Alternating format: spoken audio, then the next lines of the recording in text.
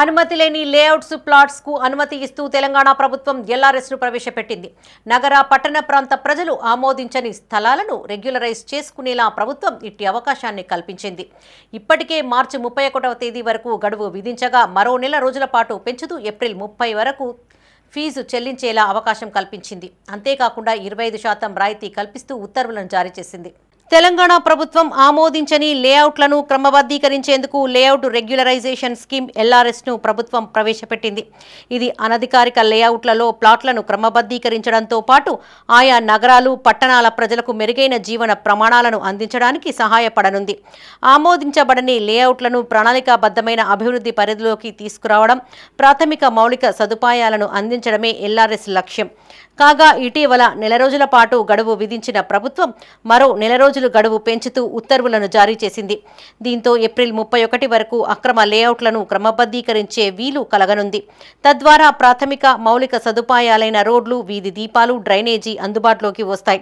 పట్టణ ప్రాంత ప్రజలకు ప్రణాళికాబద్ధమైన అభివృద్ధిని ప్రోత్సహించాలనే ఉద్దేశంతో ఈ పథకాన్ని తీసుకువచ్చింది.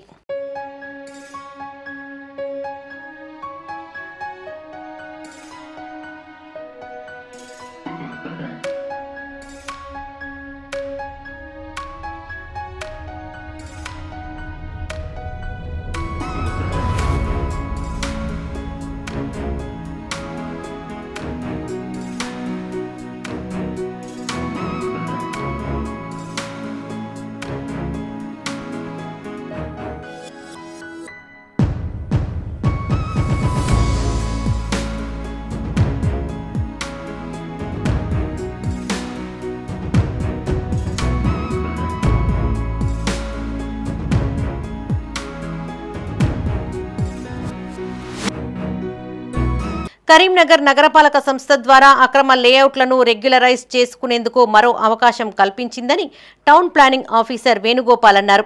ఇందుకు గాను హెల్ప్ డెస్క్తో పాటు హెల్ప్ లైన్ ఫోన్ నెంబర్లు 9849906694, 9111623286 నెంబర్లను అందుబాటులో ఉంచామన్నారు.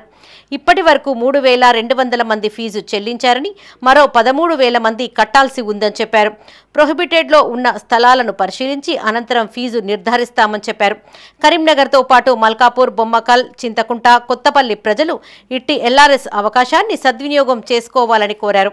కరీంనగర్ అండ్ మళ్ళీ చుట్టుపక్కల గ్రామాల విలీన ప్రజలకి మనవి తెలియజేయండి ఏమనగా, ఈ ఎల్ఆర్ఎస్ సంబంధించి మనకు డేటు పొడిగించడం జరిగింది. ఏప్రిల్ 30 వరకు కూడా 25% డిస్కౌంట్ తోటి మనకు అవకాశం గవర్నమెంట్ ఇవ్వడం జరిగింది. మనం ఇప్పటికే ఆల్రెడీ 3,200 మందికి సంబంధించిన ఫీ పే చేస్తున్నారు. వాళ్ళకి సంబంధించిన ప్రొసీడింగ్ కూడా మేము జారీ చేస్తున్నాము. ఇంకా మనకు 13,000 మంది ఇంకా మనకు ఆల్రెడీ ఫీ ఇంటిమేషన్ ఇచ్చి ఉన్నాము. వాటికి సంబంధించిన వాళ్ళు కూడా తొందరగా సదవకాశాన్ని వినియోగించుకోవాలా.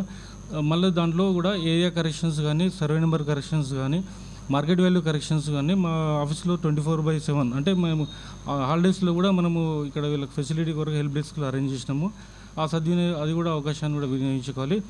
మళ్ళీ ఇంకా ఈ ఏవైతే కొన్ని ప్రాపర్టీస్ ఆల్రెడీ ప్రొహిబిటెడ్లో ఉన్నాయి, వాటికి సంబంధించిన కూడా ఇన్స్పెక్షన్స్ అన్నీ మన వాళ్ళు ఎన్ఓసి అప్లోడ్ చేసిన వెంటనే ఇన్స్పెక్షన్ చేసిన తర్వాత వాటికి కూడా మనం ఇమీడియట్గా ప్రొసీడింగ్ ఇవ్వడానికి, ఫీ లెటర్ ఇవ్వడానికి కూడా మనం ప్రయత్నం చేస్తున్నాం.